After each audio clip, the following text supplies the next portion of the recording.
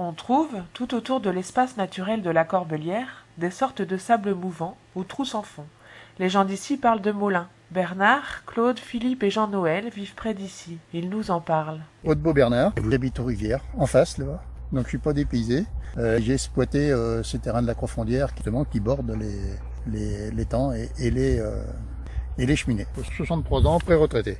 Alors Ménard Claude, donc j'étais ancien agriculteur et dans ma jeunesse j'ai connu des molins sur la ferme de mon père. Alors Philippe Putellier, habitant Moulins, j'apprends ce que c'est que les molins. Alors les molins, moi j'ai exploité les terrains auprès du trou d'eau, enfin du petit étang en bas là, et je me suis aperçu qu'il y avait des cheminées qui étaient de 20 cm au-dessus du sol.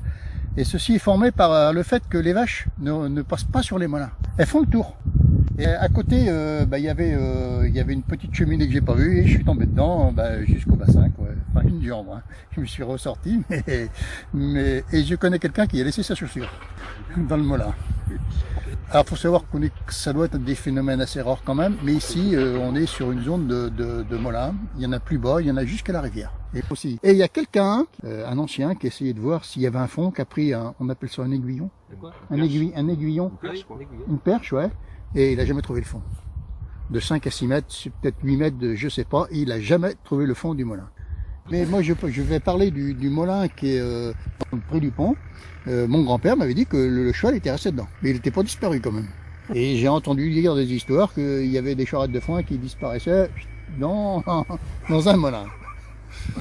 Écoute, Il y en a toujours pour en rajouter un peu. Ah oui, oui.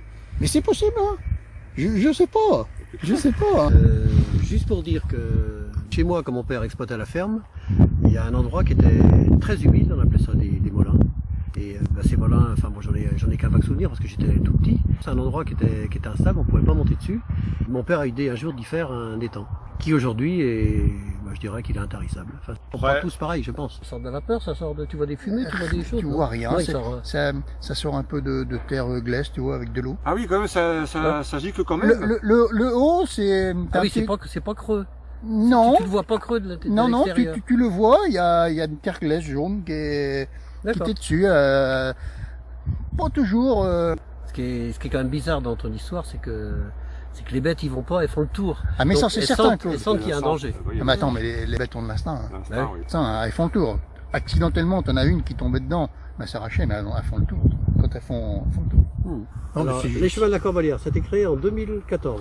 Faire propre et puis faire connaître, voilà, notre rôle. Donc après on a des actions, on a des gens avec nous, par exemple, on a quelqu'un, des croqueurs de pommes avec nous. Tous on fait connaître donc les actions qu'on fait, donc greffage, greffage et puis taille. Ouais. Au moins ça, donc dans les c'est activités. déjà beaucoup. Et puis après, le plessage. Jean-Noël Albert vit près d'ici. Il se souvient et nous raconte. Fin des années 90, papa a failli y rester là-bas. Il était allé faire un tour un après-midi. Il suivait la haie. Il y a un endroit, c'était pas d'arge du tout, donc il a une jambe qui a commencé à s'enfoncer. Et puis ça l'a déséquilibré, donc il s'est appuyé sur l'autre, mais l'autre s'est enfoncé aussi. Et il s'est retrouvé, en essayant de se débattre, pris jusqu'à la ceinture. Et de là, il est arrivé à s'arracher, il était tout près de la haie, et il a cramponné une racine d'arbre. Et puis, à la force des bras, il est arrivé à s'en arracher. Mais sinon, il y restait quoi. S'il était en plein milieu, il y restait, c'est sûr.